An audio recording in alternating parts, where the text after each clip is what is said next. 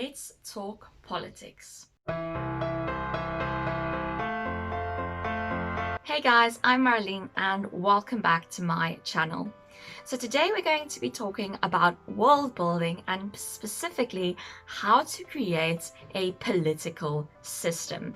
Now this isn't going to be a comprehensive, this is everything you need to think about when creating a political system, but it will be things that you should look at and some tips to spark some inspiration for creating a great political system. So before we dive into these 5 tips, be sure to hit that subscribe button and ring that little bell if you want writing advice videos every single Friday and occasionally some great bonus content.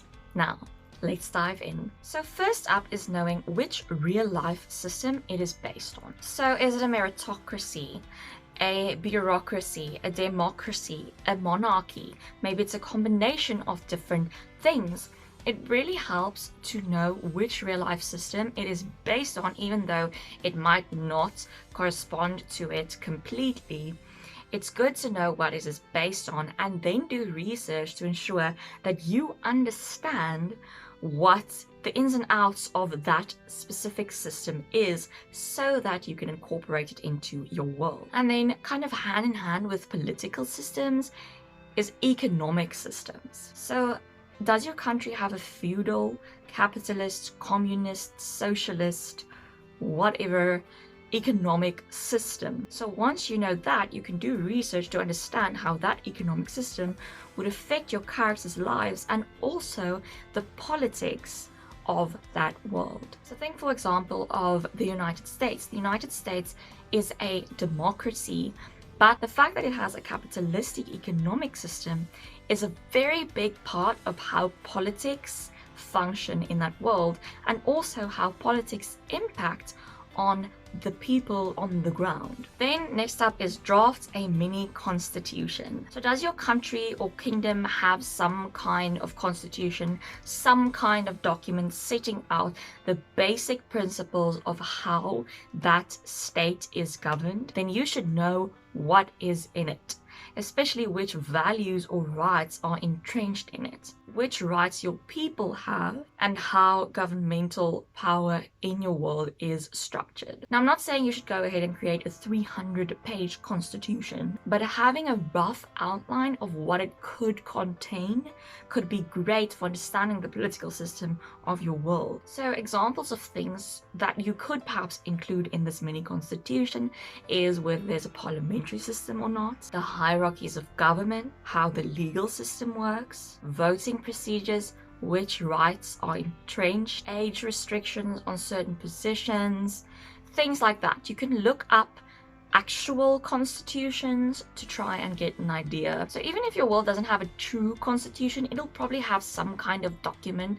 setting out how the world works. Perhaps it's unspoken, or someone is a custodian of the laws. Whatever is applicable to your world, you need to understand it. You need to know how the politics of your world work well enough that you can draft a rough outline of a constitution. Then number 3 is the separation of powers. Does your world have a legislature, executive, and judiciary that are separate from each other, that are independent and have their own powers? Are there other organs of state that have specific powers? Or does the power of the law and of the state rest with the same person? Is there an artisan council that maybe decides on specific aspects? Basically, does all governmental power vest in one person with a few advisors, or is there separation in functions and personnel between the different branches of government? So knowing this will help you understand who can make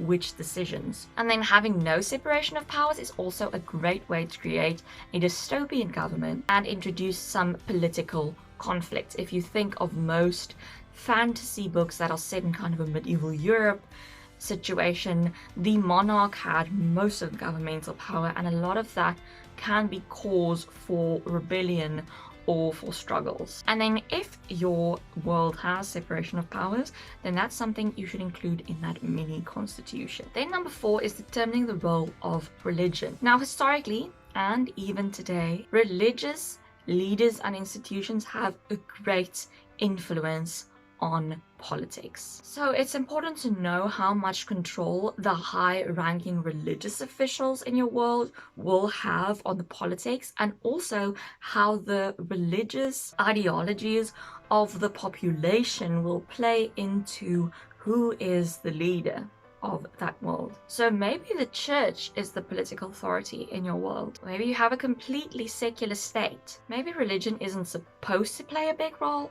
but your world leader is prone to seeking the church's advice. So this is a great source of political conflict in your novel, and also corruption. So I think that thinking about how religion and the church play into the politics of your world can really spark great story ideas. And then finally, a question to ask is whether the real power lies with the leader. Is the king or the president or the prime minister or whoever is in charge really the person pulling the strings? Or are they just a figurehead?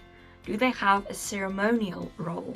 Do people know this? Do they not? So oftentimes the real decision makers aren't the public faces, and this will play a huge role in the political decisions that are made in your world. And it's also, once again, a great source of conflict or abuse of power. And this could also impact who the ultimate villain or hero of your story is. So it's a pretty important thing to know. And once again, I think it's a great thing to think of from an inspiration perspective, because I always get great ideas when I start thinking about who may be in the background actually governing this world, actually deciding what happens, making the big decisions. So yeah, those are a few things that you can keep in mind when you are creating a political system. If you have any questions, please be sure to leave them in the comments below. And if you like this video, please be sure to give it a thumbs up. Be sure to hit that subscribe button and ring that little bell if you want writing advice videos every single Friday, and occasionally some great bonus content. As always, you can find me on my website, Instagram, Facebook, Tumblr, and Twitter. All the links are listed below, and then I will see you guys in next week's video. Bye!